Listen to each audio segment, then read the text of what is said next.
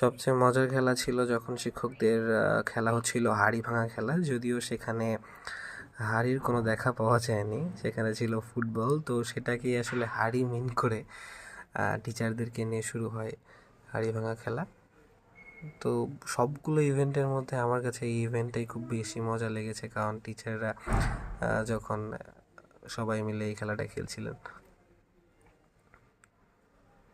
মূলত টিচারদের এই ইভেন্টগুলোর মধ্য দিয়ে শেষ হয়ে যায় আমাদের স্পোর্টস ডের সকল কার্যক্রম। দেখতেই পাচ্ছেন সকল টিচাররা একে একে একটা বাঁশ হাতে নিয়ে কীভাবে খেলা শুরু করেছে।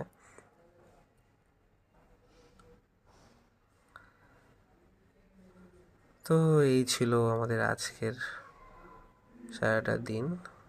তো খেলাধুলা শেষ করি, এরপর যথানিয়মে আবার আমি ক্যাম্পাসে ফিরে আসি।